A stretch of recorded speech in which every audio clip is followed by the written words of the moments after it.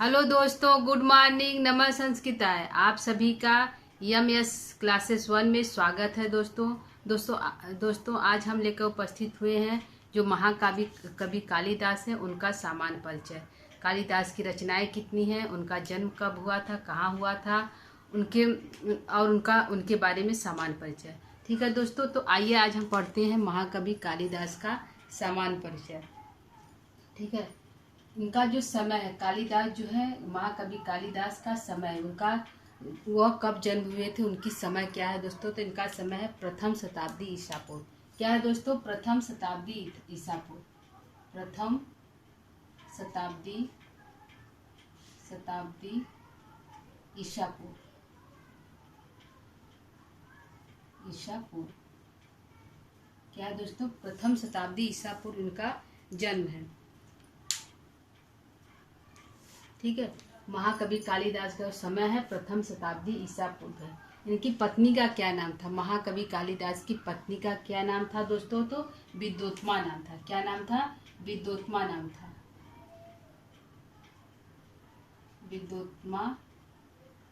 विद्योत्मा नाम था। यह एक विदुषी थी, बहुत अधिक ज्ञाता थी। जो पत्नी थी विद्योत्मा, यह बहुत अधिक विदुषी थी। और कालिदास जो थे वह जो पहले बहुत अधिक मूर्ख थे, लेकिन बाद में वह जो है वह भी बहुत बड़े विद्वान बन गए। ठीक है, आइए देखते हैं इनके ससुर का क्या नाम। पत्नी का नाम विद्योत्मा है। इनका जन्म प्रथम शताब्दी ईसा पूर्व हुआ था। इनके ससुर का क्या नाम? इनके ससुर का नाम है शारदानंद। क्या नाम है दोस्तों? शारदानंद नाम है इनके ससुर का। कालिदास की शारदानंद नाम है। इनके ससुर का नाम है शारदानंद। ठीक है, आइए देखते हैं तीसरा। इनके मित्र है। इनके एक मित्र थे जो लंका के थे। कहाँ के थे? लंका के थे। उनका नाम था उनका नाम था जो है कुमार दास। क्या नाम था? कुमार दास। इनके एक मित्र थे जो लंका के थे। ठीक है, यह लंका क्या थे? जो कुमार दास थे तो राजा थे। कुमार दास जो लंका के राजा थे, वह जो कालिदास के मित्र थे। तो कुमार दास थे। कुमार दास यह लंका के राजा थे। लंका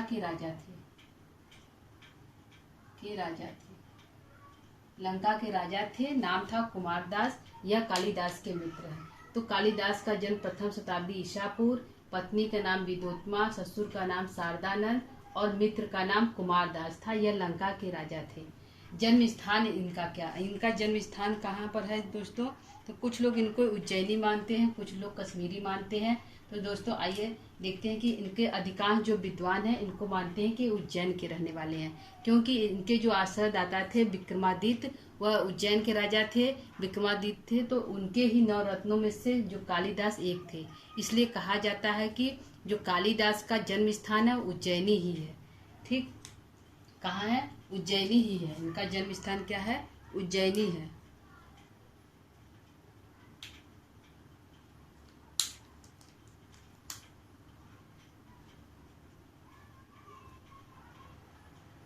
उज्जैनी है। कुछ लोग इनको कश्मीरी भी मानते हैं और कुछ लोग बंगाली भी मानते हैं। क्या मानते हैं? कुछ लोग कश्मीरी मानते हैं और कुछ लोग बंगाली मानते हैं। कश्मीरी मानते हैं कुछ लोग, कश्मीरी और बंगाली मानते हैं। लेकिन मुख्य रूप से उनका जो जन्म स्थान है उज्जैनी ही है। कहाँ पे है? उज्जैनी ही है उनका जन्म स्थान। किस राजा के आश्रयदाता थे? तो यह राजा विक्रमादित्य के आश्रयदाता थे। किस राजा के थे दोस्तों? तो इनका जो राजा विक्रमादित्य के आश्रयदाता थे। विक्रमादित्य के आश्रयदाता थे। कौन? जो कालिदास थे और विक्रमादित्य के आश्रयदाता थे। यह विक्रमादित्य जो थे यह किस वंश के राजा थे? तो चंद्रगुप्त वंश के राजा थे। किस वंश के राजा थे?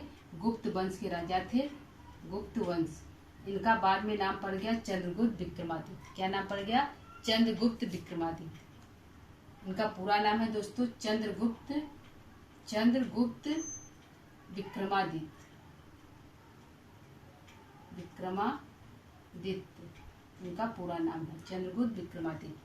इनकी जाति क्या थी? जो कालिदास है वो किस जाति के थे? तो ये ब्राह्मण जाति के थे। किस जाति के थे दोस्तों? ब्राह्मण जाति के थे। ब्राह्मण जाति के थे कालिदास जो थे, ब्राह्मण जाति के थे। यह किस देवता के उपासक थे? वैष्णव थे कि शिव थे? तो कालिदास भी जो हमारे जो थे शिव भक्त थे। किसके थे? शिव के भक्त थे। किसके उपासक हैं? तो शिव के उपासक जो है कालिदास है। ठीक है, कालिदास जो है शिव के उपासक है। इनका प्रिय छंद क्या है? तो इनका प्रिय छंद है उपजाति और अनुष्टुप। जो कालिदास का प्रिय छंद क्या है दोस्तों? तो उपजाति है और अनुष्टुप है। उपजाति है और अनुष्टुप भी है।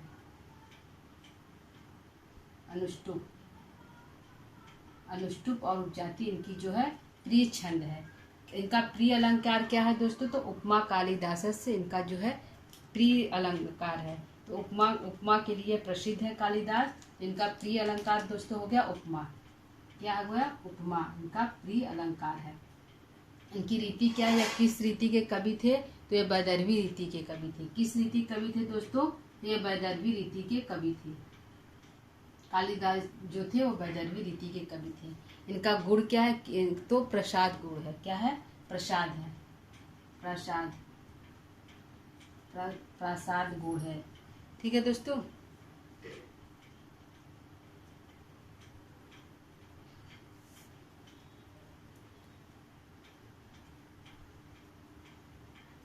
प्रसाद गुण है। और इनकी जो प्रिय रस है तो कौन सा रस है? तो श्रृंगार रस है। क्या रस है दोस्तों? श्रृंगार रस है। श्रृंगार रस की यह कवि है। इनको श्रृंगार रस का कवि माना जाता है, क्योंकि अभी क्या है शाकुंतलम, विक्रमोर्वशी, इन्होंने जो भी रचनाएं की हैं उसमें श्रृंगार रस का अधिक प्रयोग किया गया है। तो इनका प्रिय रस क्या है दोस्तों? तो श्रृंगार है। एक बार फिर इसको हम पढ़ लेते हैं। इनका जो महाकवि कालिदास का समय है प्रथम शताब्दी ईसा पूर्व। इनकी पत्नी का नाम विदोत्मा, ससुर का नाम शारदानंद, मित्र का नाम कुमारदास है जो लंका के राजा थे।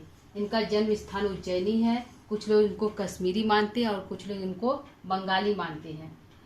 यह किस राजा के आश्रयदाता थे? तो विक्रमादित्य के आश्रयदाता थे। यह गुप्त वंश थे। इनका पूरा नाम है चंद्रगुप्त विक्रमादित्य।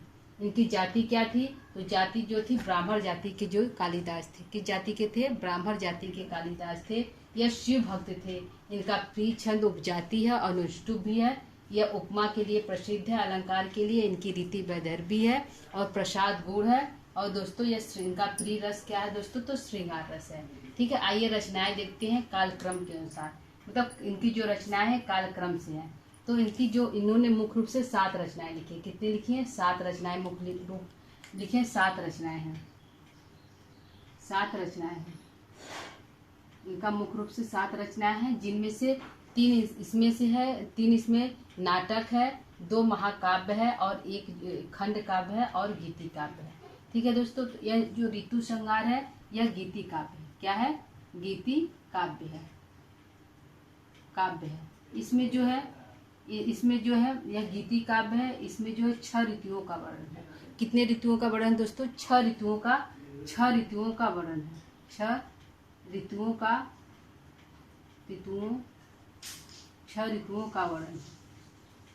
ऋतु संहार में 6 ऋतुओं का वर्णन है। इसे हम गीति काव्य कहते हैं। इसमें ग्रीष्म काल से लेकर बसंत काल तक का वर्णन, जैसे ग्रीष्म काल, वर्षा काल, शरद काल, शिशिर काल, बसंत काल जो है पहले है ग्रीष्म काल, बाद में बसंत।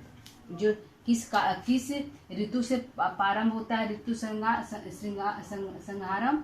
तो जो है ग्रीष्म काल से चालू होता है। ग्रीष्म ऋतु से जो इसका प्रारंभ होता है ऋतु से।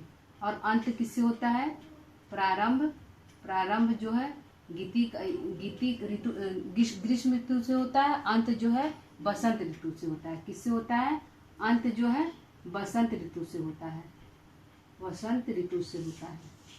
ठीक है, प्रारंभ जो है गीति काव्य ऋतु संहार में 6 ऋतुओं का वर्णन किया गया है। इसे गीति काव्य कहते हैं।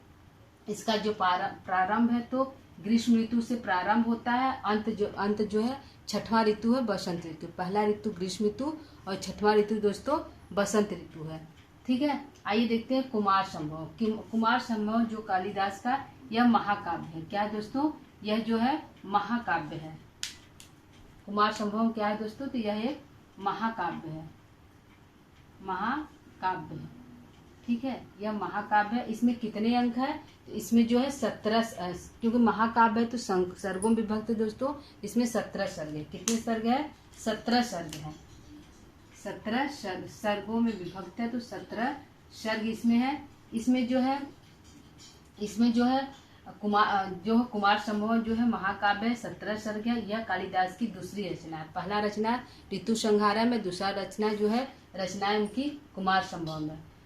तो महाकाव्य है 17 सर्गों का। इसमें इसमें जो नायक के रूप में शिव है, नायिका के रूप में जो है पार्वती है। तो शिव, पार्वती और जो कार्तिकेय है उनके जन्म का वर्णन है, और तारकासुर का वध है। तो 17 सर्ग है।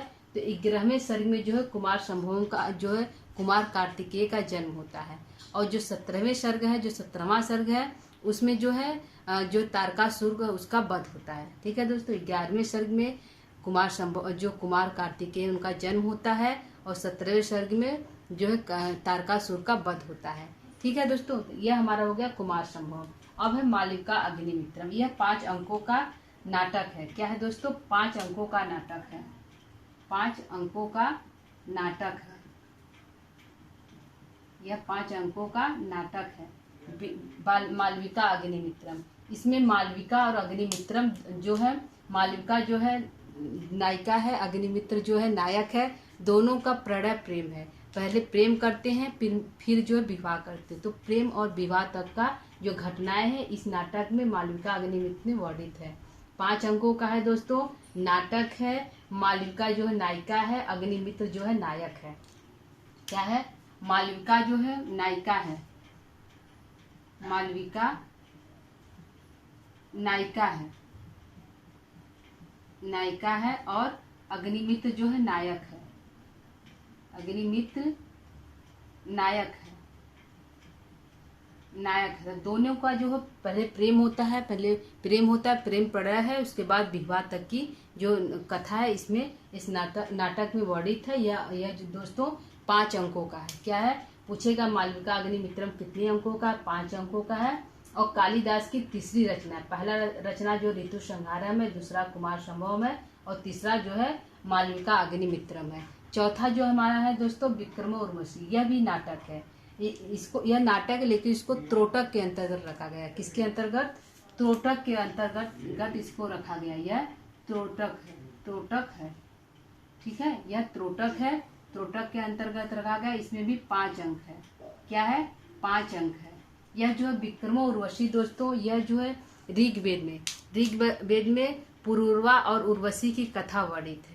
जो ऋग्वेद हमारा है, वेदों में जो प्रथम वेद ऋग्वेद है, उसमें जो है पुरूरवा और उर्वशी की जो कथा वर्णित है। तो वहीं से जो है कालिदास ने विक्रम उर्वशी का नाटक लिखा है। इसमें भी पुरूरवा उर्वशी का जो है प्रेम होता है, फिर विवाह होता है, विवाह तक की जो है कथा इसमें विक्रम उर्वशी वर्णित है। तो कालिदास ने ऋग्वेद से ही इस कथा को, इस नाटक को लिया है। यहाँ पर पुरूरवा उर्वशी कथा, वहीं से जो है विक्रम उर्वशी की कथा ली। तो इसमें पुरूरवा और उर्वशी की कथा जो है इसमें वर्णित है। ठीक है, कौन है, पुरूरवा और उर्वशी है। 5वां हमारा है मेघदूतम। मेघदूतम जो है कालिदास का जो है खंड काव्य है। इसे गीति काव्य भी कहते हैं, विरह काव्य भी कहते हैं, दूत काव्य भी कहते हैं। क्योंकि विरह इसमें है, नायक नायिका का विरह होता है तो विरह काव्य है। संदेश भेजा जाता है इसलिए संदेश काव्य है। दूत बनाकर भेजा जाता है दूत के माध्यम से, इसलिए दूत काव्य है। और इसे खंड काव्य भी कहते हैं। क्या कहते हैं, खंड काव्य भी कहते हैं, दूत काव्य भी कहते हैं। खंड काव्य है, खंड काव्य भी है, दूत काव्य भी है। दूत काव्य, गीति काव्य क्योंकि गाया जाता है, काव्य, गीति काव्य क्योंकि गाया जाता है इसलिए गीति काव्य है। खंड काव्य है, दूत काव्य है। ठीक है दोस्तों, इसमें यह 2 भागों में बटा है। कितने भागों में, 2 भाग हैं। इसके 2 भाग हैं। पहला है पूर्व मेघ, दूसरा है उत्तर मेघ। पहला क्या है दोस्तों, पूर्व मेघ है। पहला पूर्व मेघ है, और दूसरा क्या है, उत्तर मेघ है। उत्तर मेघ है। पूर्व मेघ में दोस्तों श्लोकों की संख्या कितना है दोस्तों? पूर्व मेघ में श्लोकों की संख्या हमारा 61 है और उसमें जो है 63 है और 52 है। पूर्व मेघ में श्लोक संख्या दोस्तों 63 है, इसमें श्लोक हमारे 63 है और इसमें 52 है। तो कुल श्लोकों की संख्या हमारा कितना है? 115 है। 115 श्लोक हमारे इसमें है। कुल श्लोक 115 है। दो भागों में बटा हुआ, पूर्व मेघ और उत्तर मेघ। पूर्व मेघ में श्लोक संख्या 63 है और उत्तर मेघ में जो है 52 है, 52 है। ठीक है दोस्तों। लेकिन मल्लीनाथ जो है, एक मल्लीनाथ है, उन्होंने कहा कि नहीं, कालिदास की जो रचना है वह 121 है। लेकिन बाद में उन्होंने ही कहा कि नहीं, इसमें जो है 5 जो है प्रक्षिप्त माना जाता है। ठीक है, 21 है तो इसमें से 6 जो है प्रक्षिप्त माना गया है। जो है मल्लीनाथ ने बाद में कहा कि नहीं, यह प्रक्षिप्त है। ठीक है, तो मेघदूत में है 115 श्लोक है, 2 खंडों बटा हुआ है। खंड काव्य है, दूत काव्य है, गीति काव्य है। मेघदूत का यह जो है मेघदूतम जो है कालिदास की जो है सर्वोत्त कृति है और 2 भागों में बटा हुआ, पूर्व में उत्तर में। ठीक है, आइए रघुवंशम देखते हैं। रघुवंशम जो कालिदास का महाकाव्य है। क्या है दोस्तों? महाकाव्य है और 19 सर्गों में विभक्त है। महाकाव्य है और 19 सर्ग है। क्या है? 19 सर्गों में विभक्त है और 31 राजाओं का वर्णन इसमें है। 19 सर्ग है और 31 राजाओं का वर्णन है। कितने? 31 राजाओं का वर्णन है। राजाओं का वर्णन है। ठीक है, 31 राजाओं का वर्णन है और 19 सर्ग है। इसका जो सर्ग इम्पॉर्टेंट है दोस्तों, तो इसका जो द्वितीय सर्ग है वह बहुत इम्पॉर्टेंट है। इसमें जो है राजा दिलीप और सुदक्षरा की जो है कथा वर्णित है। इसमें जो है राजा दिलीप गाय की सेवा करते हैं, नंदिनी गाय की सेवा करते हैं। तो राजा का नाम दिलीप होता है द्वितीय सर्ग में और रानी का नाम सुदक्षरा है। 19 सर्गों में विभक्त है। 31 राजाओं की इसमें कथा वर्णित है। ठीक है, और अब देखते हैं अभिज्ञान शाकुंतलम। अभिज्ञान शाकुंतलम का जो नाटक है यह 7 अंकों में विभक्त है। यह नाटक है दोस्तों और 7 अंकों में विभक्त है। क्या है? नाटक है और 7 अंक है। क्या है? 7 अंक है। 7 अंक है, नाटक है, 7 अंक है। यह नाटक जो है कालिदास की विश्व प्रसिद्ध है। विश्व में इसकी ख्याति प्रसिद्ध है। ठीक है, इसमें जो है शाकुंतला का जो है मिलन होता है, प्रेम होता है, मिलन होता है, फिर जो है वियोग होता है, फिर पुनर्मिलन होता है। ठीक है, इसमें जो है 7 अंक है। 7 अंक में जो पहला जो है अंकों का नाम 7 है। तो प्रथम अंक का नाम है प्रवेश अंक, दूसरा है प्रवेशक अंक है और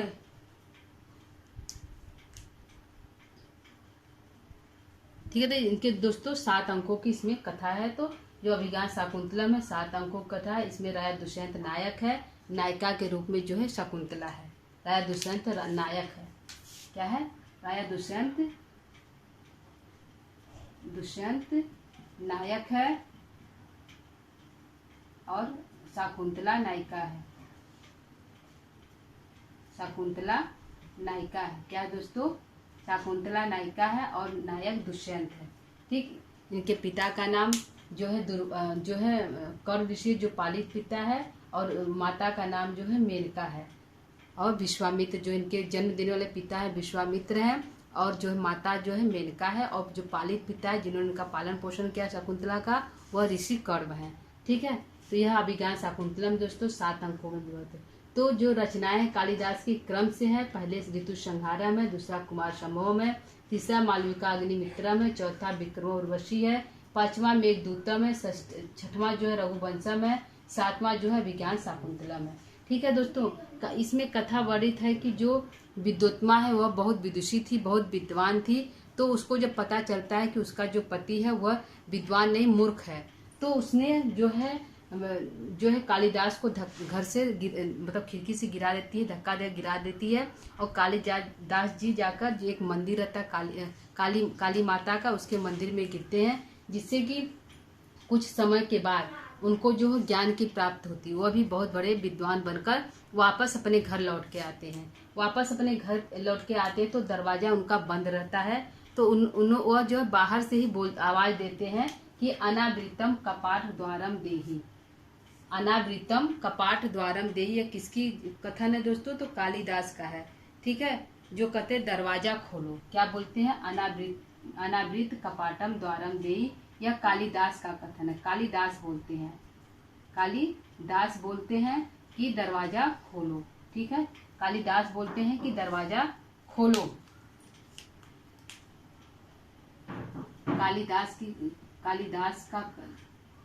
कालिदास का कथन है और इसका अर्थ हुआ दरवाजा खोलो। क्या है, दरवाजा खोलो, दरवाजा खोलो। तो अंदर से आवाज देती है जो विद्युत्मा है, वह बोलती है।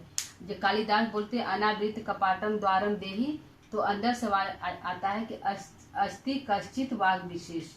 कश्चित माने कोई, वाग विशेष माने कोई विद्वान आया है। अस्ति माने है, कोई लगता है कोई विद्वान आया है। यह जो है विद्योत्मा बोलती है। तो यह वाक्य किसका है दोस्तों, विद्योत्मा का है। किसका है, विद्योत्मा का है। विद्योत्मा कहती है कि लगता है कोई विद्वान आया हमारे दरवाजे पर, कोई विद्योत्मा, कोई लगता है हमारे दरवाजे पर विद्वान आया है। कौन आया है, कोई हमारे दरवाजे पर विद्वान आया है। तो कालिदास ने इनके विद्योत्मा के तीनों वचनों पर, अस्ति कश्चित वाग विशेष, तीनों वाक्यों पर उन्होंने 3 ग्रंथों की रचना कर दी। कितने ग्रंथों की दोस्तों, 3 ग्रंथों की रचना कर दी, जिसमें अस्ति से उन्होंने कुमार संभवम की रचना की। किसकी की, अस्ति से कुमार संभवम की रचना कर दी, जो एक महाकाव्य है, ठीक है। इसका जो मंगलाचरण है, उन्होंने अस्ति से शुरुआत की। तो पहला शब्द क्या था, तो पहला शब्द है अस्ति उत्तरश्याम दिशि देवता आत्मा, देव आत्मा। तो जो है अस्ति से उन्होंने कुमार संभवम की रचना कर दी, कश्चित से मेघदूतम की रचना कर दी, कश्चित कांता विरह गुरुड़ा। तो कश्चित है, उन्होंने कश्चित से, यह जो है मंगलाचरण है मेघदूतम का, और यह जो मंगलाचरण जो है कुमार संभवम का है। तो अस्ति शब्द से अस्ति उत्तरश्याम दिशि देवात्मा जो है से कालिदास ने अस्ति शब्द से यह जो है ग्रंथ लिख दिया कुमार संभवम की। और जो है कश्चित से मेघदूतम की रचना कर दी, कश्चित कांता विरह गुरुड़ा। और वाग विशेष से रघुवंशम की रचना कर दी, जो एक महाकाव्य है। वागार्थायु संपृक्तौ, यह जो वाग विशेष से इन्होंने वागार्थायु जो करके ग्रंथ लिख दी रघुवंशम की। तो कालिदास ने विद्योत्मा के 3 शब्दों पर 3 ग्रंथों की रचना की। तो अस्ति से कौन सा ग्रंथ लिखा, तो कुमार संभवम। कश्चित से किस शब्द का कौन सा ग्रंथ लिखा, तो जो है मेघदूतम। और जो वाग विशेष से किस ग्रंथ की रचना की, तो रघुवंशम की। तो दोस्तों यह जो है इम्पॉर्टेंट है, यह पूछा जाता है प्रश्न में कि उन्होंने 3 ग्रंथों की रचना की, तो कौन कौन से, अस्ति से कौन सा ग्रंथ है, कश्चित से कौन सा ग्रंथ है, और वाग विशेष से किस ग्रंथ की रचना की है, ठीक है। तो उनका जो यह तीनों जो मंगलाचरण के अंतर्गत आता है। तो तीनों ग्रंथों का यह जो है मंगलाचरण है, ठीक है, क्योंकि पहले शब्द इसका जो है कालिदास ने इसको लेकर इसमें प्रयोग किया है, ठीक है दोस्तों। तो यह जो होगा सामान्य परिचय कालिदास का। कालिदास की कुछ जो है उपाधियां प्राप्त हुई दोस्तों, कालिदास को कुछ उपाधियां प्राप्त हुई है। तो उसको थोड़ा सा हम देख लेते हैं, कौन कौन सी उपाधियां प्राप्त हुई कालिदास को।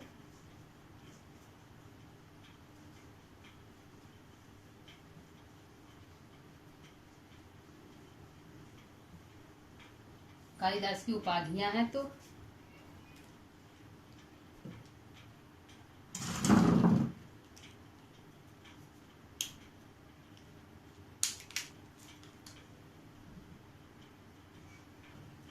कालिदास की उपाधियां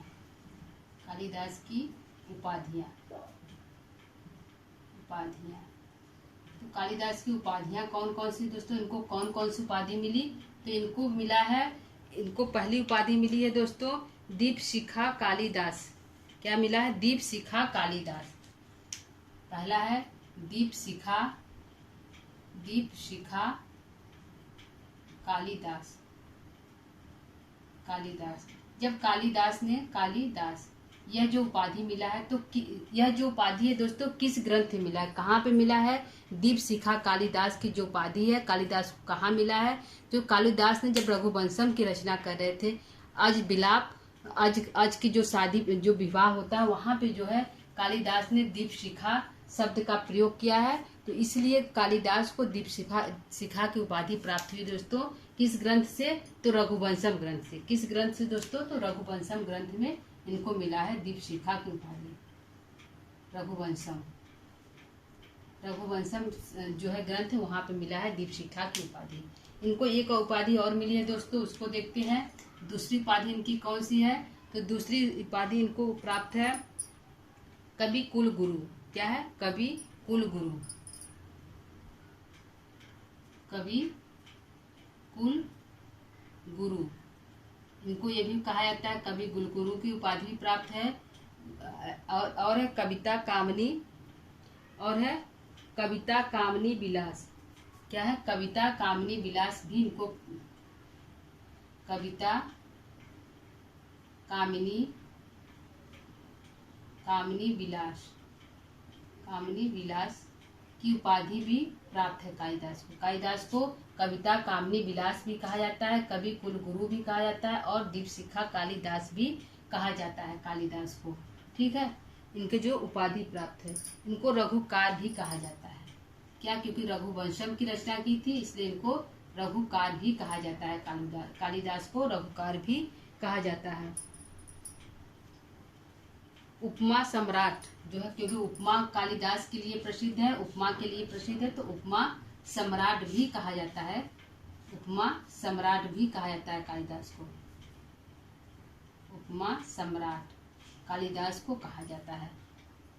उपमा सम्राट कालिदास को भी कहा जाता है। ठीक है दोस्तों, तो इनकी जो है यह प्रमुख उपाधियां हैं।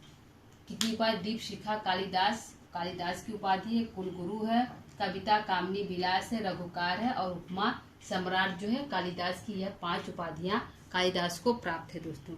ठीक है, तो इनको यह जो कालिदास को 5 उपाधियां प्राप्त है। ठीक, तो दोस्तों यह जो है कालिदास का हमारा सामान्य परिचय, आज का क्लास था कालिदास का सामान्य परिचय। इसको हम अच्छी तरह से पढ़ा दिए दोस्तों।